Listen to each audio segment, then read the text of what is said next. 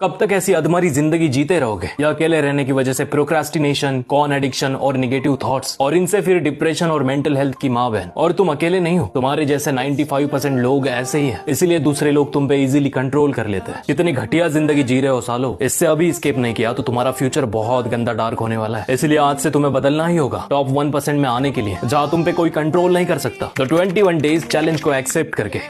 हाय, मैं उसका दोस्त। तो पहले समझते हैं कि सिर्फ 21 दिन ही क्यों। तो 21 दिन ही वो लिमिट है जहां अगर तुम कोई भी काम 21 दिन तक रेगुलरली करते हो तो वो तुम्हारी हैबिट बन जाती है। तो अब मैं तुम्हें 3 सिंपल टास्क दूंगा जो तुम्हें आने वाले 21 दिन तक फॉलो करना है किसी भी हालत में। ये चैलेंजेस तुम्हें इजी लग सकते हैं, बट याद रखना जितने कम टास्क उतना ज्यादा फोकस और ग्रोथ। फर्स्ट, रात को जल्दी सो के सुबह जल्दी उठना है। ये समय नहीं है रात को फ्लर्टिंग करने का, इससे तुम अपनी मेंटेलिटी खराब कर रहे हो। सेकंड, किसी भी किताब के तुम्हें डेली 2 पेजेस पढ़ने ही है। ये तुम्हारे ब्रेन को शार्प करके नए थॉट्स को जन्म देगा। एंड थर्ड, एक्सरसाइज या योगा 30 मिनट के लिए डेली। इससे तुम्हारा डोपामिन स्टेबल रहेगा, तुम्हारी प्रोक्रेस्टिनेशन की मां बहने को जाएगी। एंड हाँ, आने वाले 21 दिन सोशल मीडिया से दूर रहना ही है, फिर चाहे कुछ भी हो जाए। क्योंकि तुमने नोटिस किया ही होगा कि तुम्हारे लाइफ में 70% प्रॉब्लम, डिप्रेशन, एंजाइटी इस फोन की वजह से ही है। तो अब कमेंट सेक्शन में यस टाइप करके मुझसे और अपने आप से कमिटमेंट करो कि तुम अब रुकोगे नहीं। तो अब मिलते हैं 21 दिन बाद तुम्हारे ट्रू फॉर्म में। तब तक के लिए बेस्ट ऑफ लक। टीनेजर्स में ओवर थिंकिंग एक सीरियस प्रॉब्लम बन चुकी है। स्टूडेंट्स को अपने करियर की, किसी को अपने पार्टनर की और किसी को अपने प्रॉब्लम्स की वजह से जो एग्जिस्ट भी नहीं करते,